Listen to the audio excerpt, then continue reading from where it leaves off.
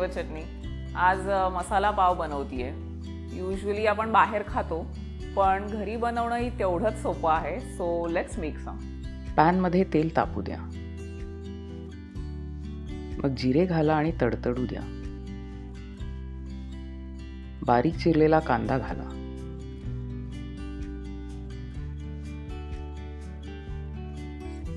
थोडंसं मीठ घाला म्हणजे कांदा लवकर शिजतो।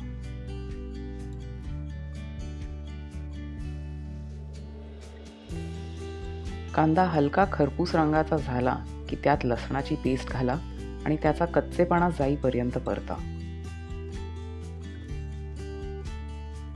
मग हळद, लाल तिखट आणि पावभाजी मसाला घालून परता।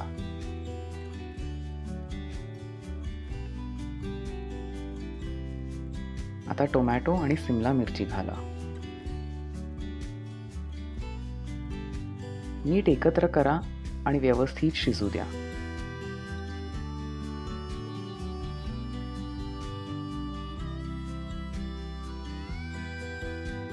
मग थोडं गरम पाणी घालून परता।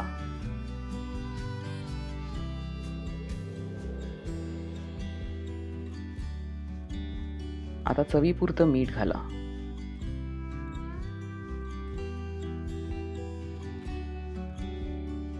गरज पडल्यास थोडं अजून पाणी घालू शकता। मसाला थोडा ओलसर होईल इतकंच पाणी घाला। आता मसाला पॅन मध्येच थोडा बाजूला करा।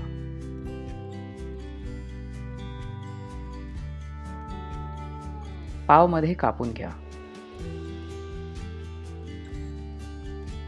पॅन मध्ये थोडंसं बटर, त्यातच बारीक चिरलेली कोथिंबीर घालून मिक्स करा।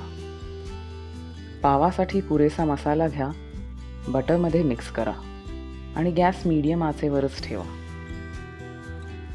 पाव असा मसाल्यामध्ये नीट घोळवा आणि बंद करून वर व्यवस्थित मसाला स्प्रेड करा।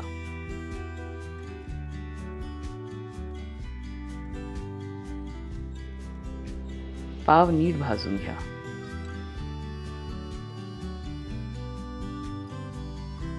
पुन्हा आधीसारखंच बटर, कोथिंबीर आणि मसाल्यामध्ये पाव घोळवून छान भाजा।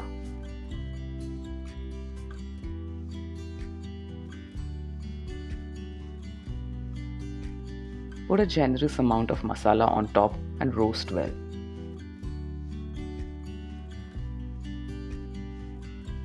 चमचमीत मसाला पाव तयार आहे।